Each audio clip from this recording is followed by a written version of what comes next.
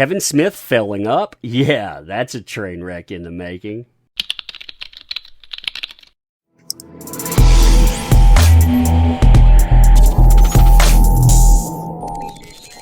Who knew that when the media was comparing Masters of the Universe to The Last Jedi, it wasn't a comparison to get Kevin Smith off the hook? Oh no, we were talking about a job interview. Hey Kevin, we saw you fell at He-Man. Want to try another series? Oh yeah, that's the good stuff, Kevin. At least Kevin's good on that slide, right? So hey there to all you fine folks on this fine day. I hope you are doing spectacularly. So typically I won't cover a rumor like this. I kind of avoid rumors like this because you never really know. But I found this to be interesting, not just because of the rumor, but where it comes from. This comes from piratesandprincesses.net. You know the connection there? Well, Clownfish TV has a connection to it. And you know the past with Kevin Smith and Clownfish TV. Oh, yeah, man, that stuff. Oh, we're still watching it go on. And here's the thing that Netflix and Mattel didn't get, and apparently Disney doesn't get either. Yeah, the audience is laughing, but you know what the punchline is? You. See, a fascinating thing about all of this to me is not just the Kevin Smith in the equation, but the Disney in the equation. Because Disney, they're having a lot of problems picking up new customers. They still aren't making money on Disney Plus. North American subscribers, they pretty much halted. Now all of your subscribers are coming from places like India. And here's the thing about Disney. They want you to focus on subscriber growth, telling you, look at us, we're still growing. But the thing is, in terms of payment, all subscribers are not created equally. You have one subscriber in India paying 45 cents. North American subscribers, they pay $8 a pop.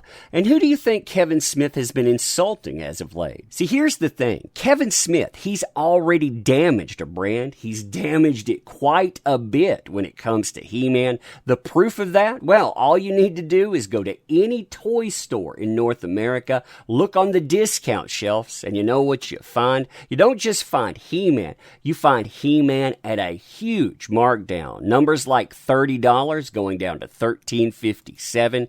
Numbers like almost $10 going down to $4.73, with even the new toys being represented on that shelf. Well, Disney, they already have their own problems with branding like that. Movies that haven't come out yet are also on those clearance aisles. Yeah, adding Kevin Smith to the equation, it doesn't seem like a good move. It seems like more of the same. And here's the thing, status quo moves, more of the same, actually make this make more sense. When you look at a Netflix, for example, a person damaging their brand, a company that was thinking about the future, wanting to do something different, they would say, nah, I'm not going to have that. Mattel would be the same way. You're killing our brands. We don't want that. But none of them want to do anything about it. Neither does a Disney. They like the status quo. Now, when it comes to Kevin Smith rumors, the person that put this out there, they bet about a 50-50. They get about 1 out of 2, right? So you take that how you will. The thing goes, though, that currently Jon Favreau and Dave Filoni, they seem to be taking over Lucasfilm, while Kathleen Kennedy seems to slowly being phased out or moved in another position.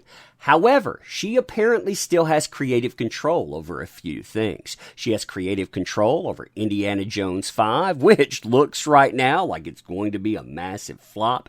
And also, you have Disney Plus's show, The Acolyte, which is the show that we're talking about. So Kathleen Kennedy, supposedly, she not only reached out to people like Rian Johnson, you know the guy that was in charge of The Last Jedi, but also to folks like Kevin Smith. Now, at first, I had a good laugh about that, thinking back to articles like this from Screen Rant, comparing Masters of the Universe to The Last Jedi, and also Rian Johnson to Kevin Smith. Here's the thing, though. When you start looking into the reasons these things are actually being compared, customers not being happy, customers feeling like they're lied to, franchises feeling like they're being killed, this seems to attract people like Kathleen Kennedy. The media, they love to disappoint the consumer. Kathleen Kennedy, they seem to love to disappoint the consumer. Disney, they seem to love to double and triple down. Yeah, that alone almost makes sense for a reason they would pick up someone like this and add it to a show just to say, forget those people over there. That's crazy, huh? Now, going back to this rumor and the two people involved, apparently Kathleen Kennedy, according to this rumor, has been in talks with Kevin Smith for quite some time to do a Star Wars-related project, beginning when Kevin Smith visited the set of Star Wars: The Rise of Skywalker when they started filming. Now, that makes sense, too. I mean, this guy here, he's always showcased himself as the fan's fan. In fact, when you look at his own PR, you look at Clerks, that was how he got his start. He brought up something about the Death Star. A lot of people remember that about him. So yeah, if he wanted to get his foot in the door, that's exactly how he would do it. Kevin Smith also is known to be a big fan of the Disney era of Star Wars, so that it actually fits Kathleen Kennedy's criteria. You need people that'll basically say, I love what you're doing here. I love the direction you're going. I don't want to change up anything. I'll kowtow and bow to what you want to do. Also, as part of this rumor, and this goes right back to He-Man, Kevin Smith, he would be working with Leslie herself on writing elements of the storyline. So, just like in He-Man, he would be attached to that and specifically revolving around the main character. So not only would he be writing, he would be involved in writing some crucial pieces. Yeah, that doesn't sound good, does it? Doesn't sound good at all. Now, I found something that the editor notes in this article to be interesting, too, because you don't just have the Kathleen Kennedy brand stamped on this, you also have another brand stamped on this, a brand that a lot of people have tried to get away from, but it would connect Kevin Smith to Leslie Headland, and that would be Harvey Weinstein. See, Harvey Weinstein was tied to both of these folks in the past. That means that they possibly knew each other.